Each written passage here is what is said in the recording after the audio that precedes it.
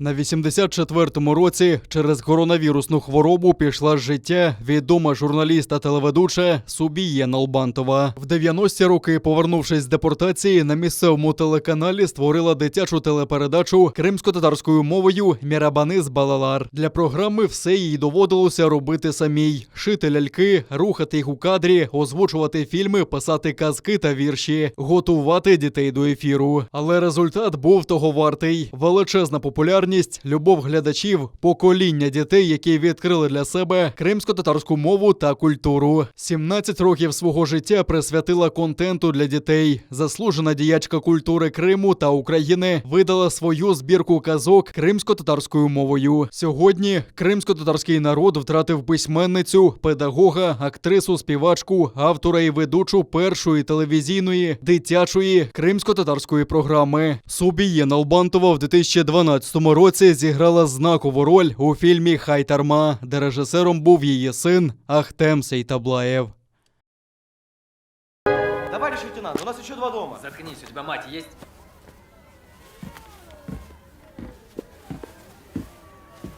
Бабушка, вы собрались? И это все? Здесь Бог, память и хлеб. Человеку этого достаточно, чтобы жить. У меня 5 внуков погибли на войне. 6-й внук сражается за нашу землю. Увидишь его, скажи ему, что он предатель. Засуджений окупантами кримчанин Олег Приходько етапований до в'язниці Володимирський Централ у російському місті Володимир. Про це повідомив його адвокат Назім Шейхмамбетов. З травня і донині, де знаходиться незаконно засуджений кримчанин, було невідомо його близьким. Українському омбудсмену Людмилі Денісовій навіть довелося звертатися до Російської Федеральної служби виконання покарань з вимогою надати інформацію про місце перебування Приходька. За інформацією Назіма Шейхмамбетова, у Володимирі Приходько знаходитиметься перший рік свого ув'язнення з призначених 5. 3 березня Південний окружний військовий суд, що в російському Ростові-на-Дону за надуманими обвинуваченнями засудив Приходька до 5 років колонії та 110 тисяч рублів штрафу за буцімто підготовку підриву будівлі міської адміністрації міста Саки та російського консульства у Львові. Польща буде представлена на високому рівні на саміті Кримської платформи. Про це повідомив державний секретар канцелярії глави польської держави, керівник бюро з міжнародної політики Якуб Кумох під час відеоконференції з заступником керівника Офісу президента Ігорем Жовквою. Він також висловив підтримку ініціатив України, спрямованих на деокупацію Криму. Саміт Кримської платформи заплановано на 23 серпня цього року у Києві. Як раніше повідомив міністр закордонних справ України Дмитро Кулеба, участь у саміті вже підтвердили 28 країн та міжнародних організацій. Станом на зараз вже 28 держав і міжнародних організацій підтвердили участь в саміті Кримської платформи. Це буде безпрецедентний міжнародний захід в історії України. Ще ніколи така кількість держав не збиралася в Україні для проведення подібного заходу на рівні президентів, як я сказав, прем'єр-міністрів, голів парламентів, членів урядів. Цей результат вже дозволяє з упевненістю сказати, що нам вдалося сформувати ядро міжнародної коаліції за звільнення Криму. Хоча ви не уявляєте, наскільки потужною і системною є протидія Росії. Вони працюють в кожній столиці, в кожній країні, переконуючи, відмовляючи держави брати участь в Кримській платформі. Окупанти зі Сходу били з артилерії по позиціях українських захисників поблизу Широкиного та Водяного, що на Приазов'ї, а також на околицях окупованого Донецька ворог задіяв важкі міномети, а неподалік Пісків гатив ще й з протитанкового ракетного комплексу. Традиційно окупанти відкривали вогонь з гранатометів різних систем, кулеметів та стрілецької зброї. Також у штабі Об'єднаних сил фіксують спроби дистанційного мінування неподалік українських позицій та розвідування розвідувальні польоти ворожих апаратів. Крім того, на межі Луганської та Донецької областей був зафіксований проліт ворожого безпілотного літального апарату типу «Орлан-10» із перетином лінії розмежування. А в районі населеного пункту Південне ворог здійснював дистанційне мінування території мінами ПОМ-2. На обстріли російсько-окупаційних військ наші захисники відкривали вогонь у відповідь. Бойових втрат внаслідок ворожого вогню серед українських захисників немає. Українські «Байрактар» ТБ-2 почали патрулювати Чорне море. Про це інформує видання «Думская». Повідомляється, що апарат вилетів з військової авіабази Кульбакіно, що під Миколаєвом, і протягом кількох годин з висоти близько 5 кілометрів контролював обстановку у північно-західній частині Чорного моря. Зазначається, що зараз акваторію патрулюють безпілотники з 383-го полку керованих літальних апаратів Повітряних сил України. Проте незабаром їх замінять апарати, котрі недавно надійшли до складу 10-ї Сакської бригади морської авіації ВМС. Зокрема, в середині липня на озброєння ВМС став перший ударний комплекс «Байрактар» ТБ-2. Апарат має розмах крил 12 метрів, понад півтонни злітної маси та піднімається на майже 7 кілометрів. Крім розвідувального обладнання, може нести керовані протитанкові ракети та авіаційні бомби. ВМС використовуватиме апарат для прикриття південних рубежів, акваторії Чорного та Азовського морів.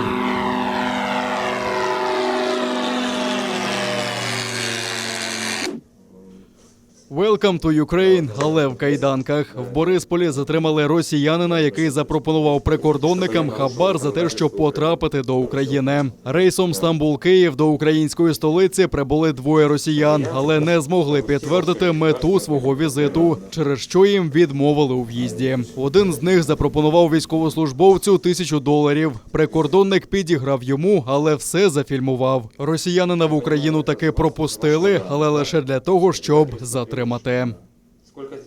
Собственно, я понимаю, это за вас и за вашего друга, да? Чтобы я пересмотрел решение. Да. Сколько здесь? 1000.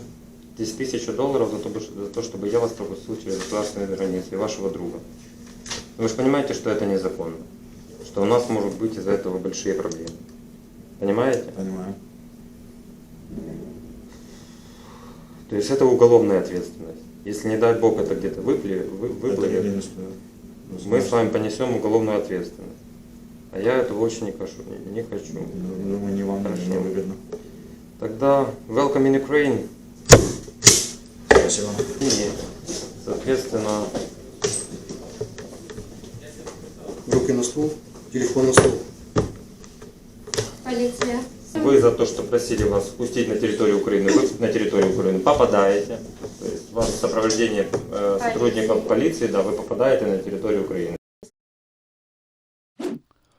Розборки у центрі окупованого Сімферополя. На перехресті вулиць Пушкіна та Горького зійшлися приїжджі чеченці та кримчани. За словами очевидців, у хід йшли пневматика, ножі та пляшки. На кадрах, знятих очевидцем, словесна перепалка в присутності окупаційних поліцейських та росгвардійців. Раптом один з приїжджих вдарив опонента в обличчя, від чого той впав та знепритомнів. Силовики спробували затримати нападника, його ж супутники завадили цьому. Вони напали на силовиків, намагаючись відбити затриманого. Потерпілий у цей час лежав без тями. Йому викликали швидку. Причину бійки встановлюють.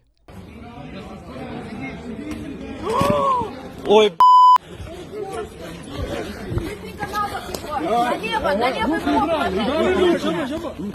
И зачем это делаешь? вот это скажи, правильно было? Вы что творите, ребята?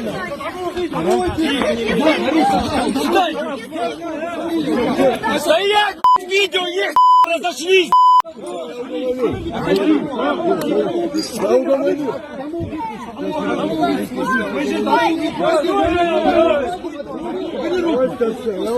Зачем он человека? Он человека же вырубил.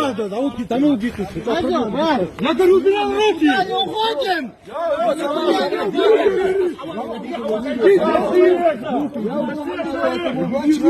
Человека не трогайте. Я говорю, руки, да! Давай только без этих держи. Я сказал, отошли нахуй! Мы никуда не уходим! Мы никуда не уходим! Ну, ты какие?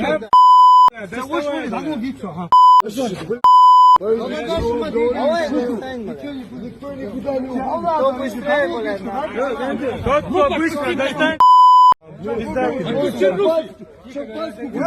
Он тоже ударили его, бутылкой, его тоже сидят.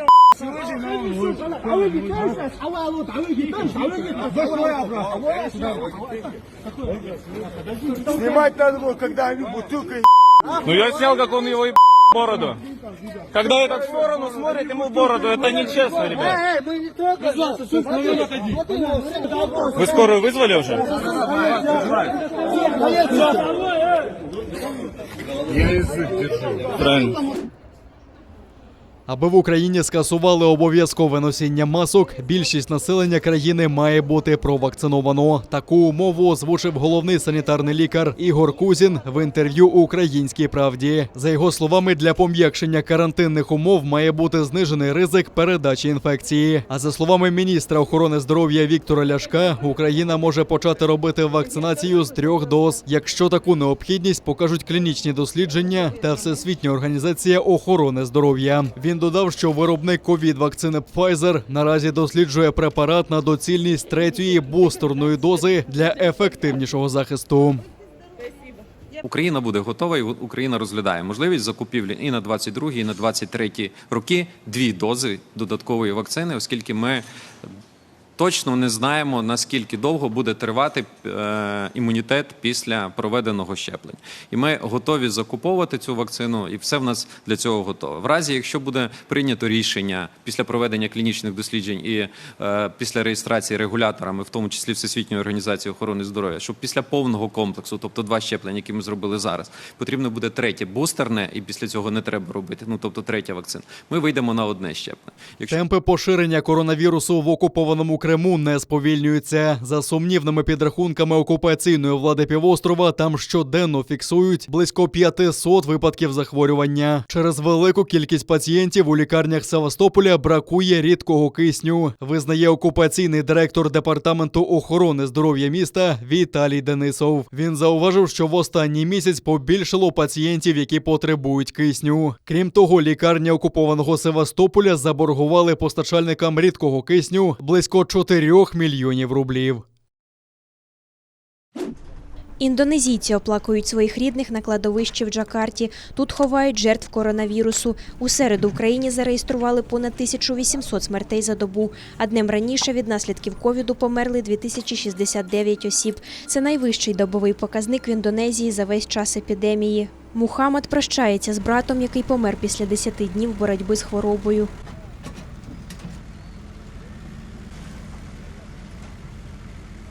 Люди, особливо індонезійці, які не вірять в існування COVID-19, повинні бути обережнішими і більш пильними, оскільки пандемія реальна.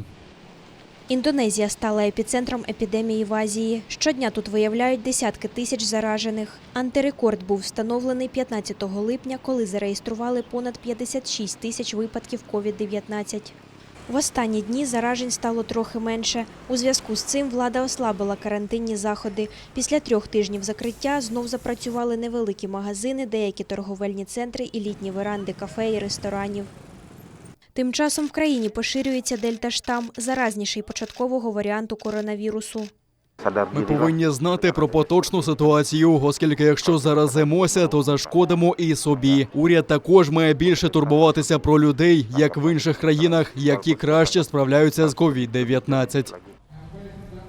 Загалом в Індонезії зареєстровано більше 3 мільйонів 200 тисяч випадків зараження. Хвороба забрала 88 тисяч життів. З 270 мільйонів жителів країни 2 дозами вакцини щепились менше 7%.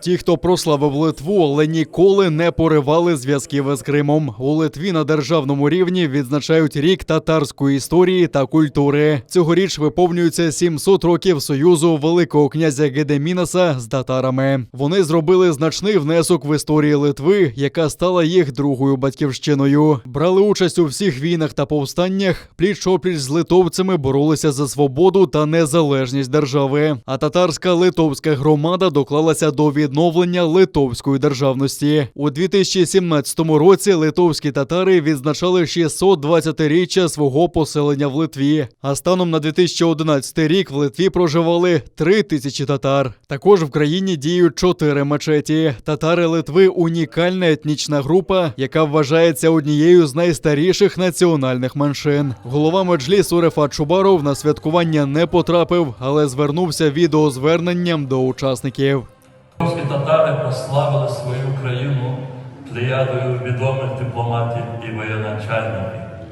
Литовські татари, які втілилися в єдину спільноту з литовським народом, ніколи не поривали своїх духовних зв'язків з Кримом, звідки їх предки виступили на допомогу Литві в захисті від зовнішніх ворогів. Цей зв'язок отримав потужні імпульси і нові можливості у зв'язку з розпадом СРСР і поверненням кримськотатарського народу на свою батьківщину Крим.